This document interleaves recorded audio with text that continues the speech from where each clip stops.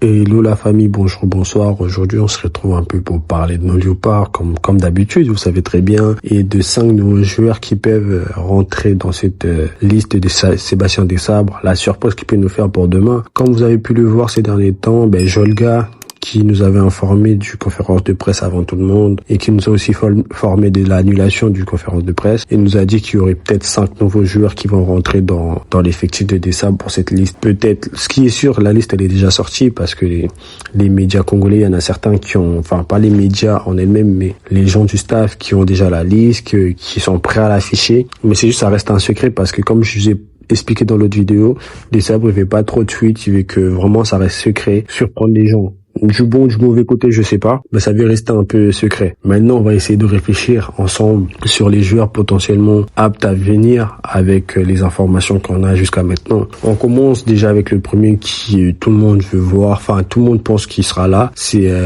Mokyo. Mokyo, comme on le sait très bien, moi je reste quand même sceptique pour son arrivée, mais je me dis aussi, il faut se dire la vérité, que le jeune, il est venu dire que ouais, il veut le Congo ouvertement, alors qu'il sait qu'il peut ne pas jouer la Coupe du Monde aujourd'hui. On parle beaucoup de patriotisme, ça peut jouer, et ça c'est un truc qu'on peut pas l'enlever, mais il y a un truc qui rentre en compte, je pense, c'est aussi le fait qu'il sait qu'il peut jouer cette Coupe du Monde. Sinon, il aurait pu attendre, parce qu'en vrai, là, on peut le traiter, même s'il est jeune, on peut quand même dire que ouais, il a profité du Congo pour venir faire sa flamme, alors qu'il sait qu'on va à la Coupe du Monde. Mais je pense aussi qu'il aurait pu attendre, c'est ça exactement, il aurait pu attendre après la Coupe du Monde, faire sa déclaration, ça aurait rien changé dans tous les cas. S'il savait qu'il allait pas jouer la Coupe du Monde, pour lui, ça allait rien changer. S'il a fait ça maintenant, je pense qu'ils ont dû parler quand même avec le coach, je pense qu'il a dû parler avec ses avocats. Ses avocats, ils ont expliqué que il y a moyen de faire quelque chose. Mounir, le joueur marocain, lui, c'est lui qui a eu, grâce à lui, il y a eu les règles, la loi Mounir, où maintenant les joueurs après 26, ils ont joué avant 21 ans, des trucs comme ça, moins de 3 matchs, ils peuvent changer. Peut-être Mokyo aussi va venir avec la loi Mokyo, où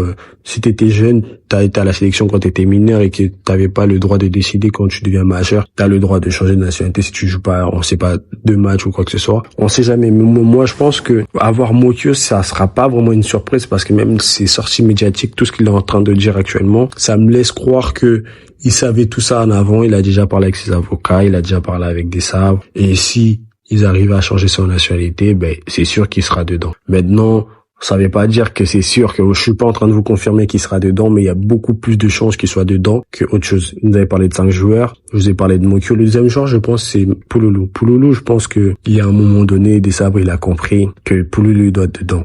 Parce que le mec, il est bon avec son équipe, il fait toujours des bonnes performances et tous les Congolais peuvent en témoigner. En tout cas, pour les gens qui le suivent un peu, qui regardent ses matchs, c'est un profil qui va être quand même très intéressant parce que il peut jouer sur le côté, il peut jouer dans l'axe, il peut jouer même faux 10, faux 9. Il peut un peu être partout maintenant. Le problème, c'est que pour faire rentrer Pouloulou, faut enlever qui? Est-ce qu'il faut enlever un 9 ou faut enlever un milieu de terrain? Parce qu'il y a, d'un côté, pour moi, s'il y avait quelqu'un à enlever et en pensant comme Desabre, ça serait compliqué parce que je me dis, il peut enlever Gratidianganda. Mais son profil technique et il peut jouer plusieurs rôles en attaque et le terrain. Je vois très mal que Desabre il enlève de la liste. Mais maintenant, si tu dois faire rentrer un joueur comme Pouloulou, t'es obligé d'enlever quelqu'un de la liste. Et de l'autre côté, je pense que si c'est pas Diangana, ça peut être Banza. Mais Banza, son profil avec les Léopards, c'est aussi très intéressant. Même si Desabre le laisse pas beaucoup jouer, mais son profil reste très très très intéressant pour changer de jeu. C'est-à-dire que si tu joues avec une équipe où tu veux plus te pousser vers l'avant,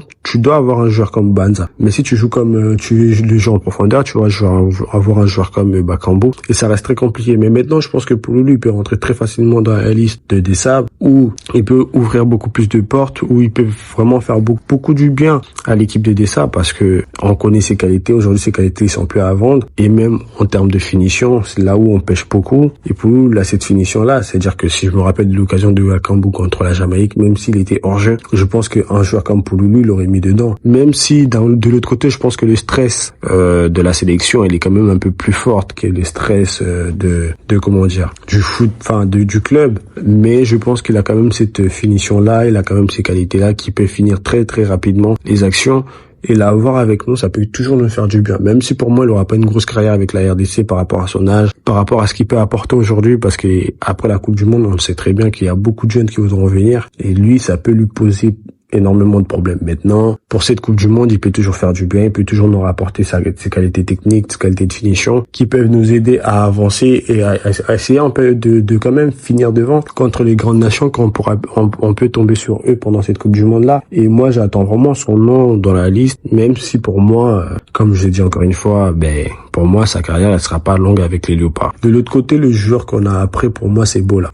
Bola, pourquoi Bola? Parce que déjà, faut se dire la vérité, notre côté gauche, c'est là où on a eu le plus de problèmes. Ça nous a posé les problèmes, les 2 matchs contre le Sénégal. Je vais pas dire Masuaku, mais les 2 matchs contre le Sénégal, si on regarde bien, le but, qu'on a eu contre le Sénégal à la CAN, la faute de Masuaku, au stade de Martyr, c'était compliqué pour Masuaku, comment il s'appelle, Sadik, il était obligé de revenir tout le temps, Moutoussamy, il était obligé de l'aider tout le temps, et avoir un Bola, ça peut aussi changer cet effet-là, parce qu'on sait que défensivement, c'est un joueur qui est bon, et il joue tout le temps, il joue presque tout le temps, il joue presque tous les week-ends. En championnat, il a été très bon, il a fait des bons matchs, il a fait des bonnes performances, il nous a laissé vraiment une très bonne image de lui, en termes de joueur, en termes de jeu. Ça veut dire que le voir dans cette liste-là, après peut-être, je pense pas qu'il va enlever Joris ni Masuaku, mais pourquoi pas un 3e au cas où, ou même ramener les autres, mais au moins, il y en a un qui va en tribune, mais il fait partie de la Coupe du Monde, ça peut aussi rester réel, parce que Bola, il va pas venir pour rester sur le banc, mais comme on a des difficultés à ce poste-là, avoir un joueur qui vous rassure, qui vous ramène cette sécurité-là, qui vous ramène cette confiance-là où vous êtes tranquille en se disant que on peut jouer comme ça parce qu'on a quelqu'un qui va nous garder derrière, on a moins de risques. Je pense que ça soit les supporters et les coéquipiers, ça nous facilite plus la tâche, enfin, ça les facilite plus la tâche en se disant que, je peux monter un joueur comme Michel tu peux plus te projeter vers l'avant en disant que, j'ai quelqu'un de confiance derrière. Masuaku, c'est pas que c'est quelqu'un qui donne pas confiance, mais Masuaku, il a un peu de perte de concentration à certains moments qui fait que, en fait, il y a un moment donné, on perd la confiance sur lui et on s'est dit, mais est-ce qu'il est vraiment prêt pour des genres de matchs comme ça? Il nous a encore coûté contre le Nigeria, c'est lui, il avait donné le premier but par rapport à cette relance. C'est un défenseur très haut niveau, il a joué dans des grands clubs en Angleterre. Faire des relances comme ça, même nous, on nous apprend que non. En amateur, on t'apprend déjà non, tu relances pas dans l'axe, tu sais pas qui est dans l'axe. Dégage complètement.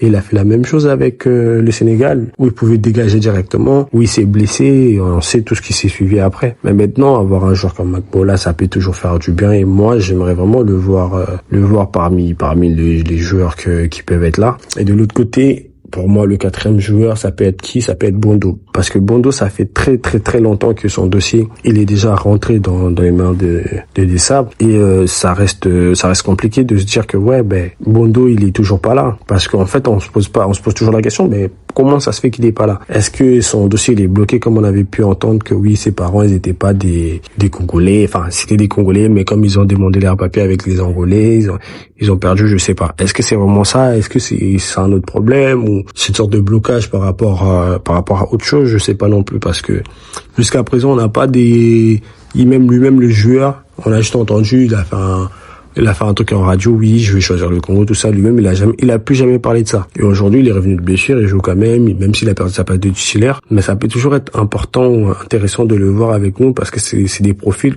qui peuvent toujours nous faire du bien pour supplier surtout à Moutoussamy, parce que Moutoussamy, on regarde les matchs, on voit très bien ce qu'il fait, ce qu'il donne, comment il se la donne tout le temps. Et ça peut toujours le soulager dans le sens où quand il va jouer, il sera un peu plus à l'aise et plus apte à jouer, parce que il sait que s'il sort, il y aura un remplaçant de haute qualité qui va rentrer, parce qu'aujourd'hui on a même pu le voir contre le Sénégal. Non, pas le Sénégal, excusez-moi, l'Algérie. Il y a beaucoup de gens qui critiquent Moutoussamy quand les matchs deviennent durs, il sort toujours blessé. C'est normal, il court tout le temps, il comble des espaces que les autres ils comblent pas. Et c'est pour ça que à chaque fois il est fatigué, il est obligé de sortir, il est obligé de faire attention à tout.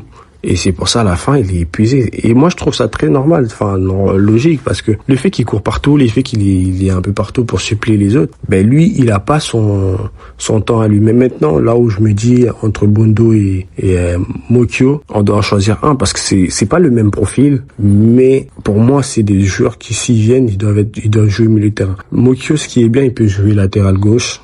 Ça veut dire ça nous enlève déjà un poids. Ça veut dire que lui, il peut concurrencer et Moutoussamy, et Chancel, même s'il va pas le concurrencer, et Masuaku. Ça veut dire que il a vraiment 3 postes où si on arrive à l'avoir, il pourra s'intégrer facilement. Maintenant, Bondo sera plus là pour Moutoussamy, où ça sera pour moi son concurrent direct, avec les Piquel qui seront sur le banc, tout ça. Mais avoir un joueur de qualité comme ça, même techniquement, il est quand même à l'aise. Et je trouve qu'il rentre très facilement dans le jeu de Desabre, où c'est beaucoup plus basé sur la défensive, et pour lui ça peut que lui faire du bien d'avoir cette équipe comme ça, parce qu'il n'aura pas besoin de se projeter beaucoup vers l'avant, et il va faire son devoir défensif très très facilement. Le dernier joueur, ça c'est vraiment en mode, ça c'est mon kiff personnel, je vous dis la vérité, je pense que c'est Kalimundo. Kalimundo, en fait, son dossier aussi, il reste très intéressant, ou son profil, on cherche un attaquant, et si on devrait aller chercher un attaquant actuellement là, ça serait Kalimundo. Et il faut se dire la vérité, il y a un truc qu'il faut pas oublier, c'est que Kalimundo, en fait, les médias, normalement, quand tu dois être appelé avec l'équipe de France, même avec les réserves, on te signale toujours en avance. On t'appelle, on te dit, ouais, t'es dans la liste de présélectionnés, donc attends, tout ça. On t'explique, on te dit, ouais, s'il y a quelqu'un qui est blessé, s'il y a quelqu'un ça, c'est toi qui vas prendre sa place. Et je pense que Kalimundo, lui, il a pas eu cet appel avec l'équipe de France. Et à un moment donné, là, je commence à partir. Tant mieux jouer la Coupe du Monde avec le Congo que jouer la Coupe du Monde et attendre la France et faire comme Mateta, parce que Mateta, en vrai, peut-être il est à la Coupe du Monde. Ils vont peut-être aller jusqu'en demi-finale, peut-être en finale. Il va peut-être partir avec un médaille à la fin, mais il va pas autant jouer que ça.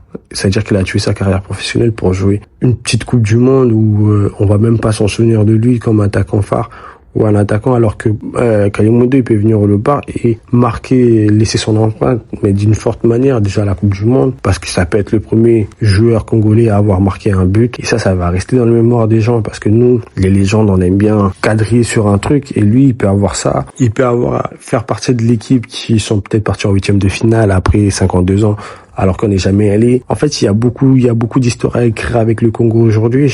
Après, pour moi, c'est aussi à Desabre de vendre l'histoire, parce qu'il faut pour attirer un joueur comme Kalimundo, faut vendre une histoire. Faut vendre l'histoire. Si tu n'arrives pas à vendre l'histoire, des joueurs comme ça, ils peuvent pas venir. Et c'est ça que je trouve très intéressant, de se dire que en fait, on peut attirer ces genres de joueurs, parce qu'aujourd'hui, on est le grand Congo, le Congo revient en forme, le Congo revient en forme, et ça empêche personne d'attirer des joueurs comme ça. Et maintenant, c'est seulement comment tu vends le projet, parce que ça, c'est le travail de Desabre. Desabre, il doit vendre le projet, il doit aller voir les joueurs, parce que c'est son rôle, il s'est donné ce rôle de sélectionneur manager. C'est-à-dire que c'est lui qui va voir les joueurs, il vend le projet, et il a cette facilité de les sélectionner, parce que c'est lui qui a parlé avec eux. Comment ils ont échangé, ça va rester comme ça. Mais maintenant, pour moi, je pense vraiment, mon avis maintenant, je pense que c'est les 5 joueurs les plus crédibles à être dans la liste par rapport à tout ce qu'on a pu entendre, tout ce qu'on a pu voir ces derniers temps, les joueurs sur des postes où on en a vraiment besoin. L'effet Mayulu, tout ça, j'entends beaucoup de choses sur Mayulu, ça peut être vrai. Je suis personne, je parle pas avec Desabre directement. Mayulu, il peut venir, peut-être, il est peut-être même dans la liste, mais je pense pas qu'il peut être dans la liste, parce que il y a beaucoup de choses qui rentrent en compte. C'est un joueur du PSG, comme les gens disent, droit à l'image, ça veut dire que lui, il va nous ramener un sort de contrat comme Mbappé, où il voudra trop de trucs sur son image, trop de droits, c'est-à-dire que si on doit faire des pubs, si on doit faire ci, il voudra pas. Ça peut être compliqué pour le voir dans la liste s'il n'y a pas un réel compromis entre les deux camps. Mais maintenant, avec les joueurs qu'on a, on va essayer de faire quelque chose, même si ça sera compliqué de faire quelque chose. Aujourd'hui, les Congolais, ils attendent beaucoup de l'équipe nationale, ils attendent beaucoup du coach, parce que après 52 ans, on a été qualifié, on veut pas se ridiculiser là-bas, on veut laisser une très bonne image pour venir en 2030 et faire encore des grandes choses. Mais là où on a un peu espoir, on s'est dit que après cette Coupe du Monde, on aura cette vague de joueurs qui vont venir. Le plus important, ça serait qu'on forme quand même des joueurs locaux pour qu'ils puissent rentrer dans l'effectif. Mais on sait qu'il y aura une vague de joueurs binationaux qui vont venir. Et cette vague-là, ça peut que nous faire du bien en se disant que l'équipe qu'on voulait, ça va être comme ça. Et ça, on va continuer à marcher comme ça. Mais maintenant, on sait pas. Là, on se voit loin. On veut faire des suppositions. On veut faire ci, on veut faire ça. C'est toujours comme ça quand on attend des joueurs. Ça veut dire qu'on peut que s'attendre à ça. On peut que s'attendre à vouloir que des joueurs viennent, parce que actuellement notre équipe, on sait, comme j'ai pu dire dans l'autre vidéo, Desabre connaît son équipe, mais nous aussi on connaît son équipe parce qu'on les suit depuis longtemps. Ça fait 3 ans on suit cette équipe et on voit leurs failles, et c'est ça qui va nous tuer, et c'est ça qui nous tue actuellement. Moi en tout cas, je vous dis ciao, à très très bientôt, carrément à demain pour la liste, parce que comme ça on va analyser un peu la liste ensemble. On va pas faire peut-être une grande analyse avec des joueurs, avec les postes, et on va essayer de voir qui peut être intéressant, quel joueur peut nous aider à avancer, à aller un peu plus vers l'avant, pourra pas aller très loin dans cette Coupe du Monde, les maillons faibles de la liste des Sables. Je vous dis ciao et à très très très bientôt.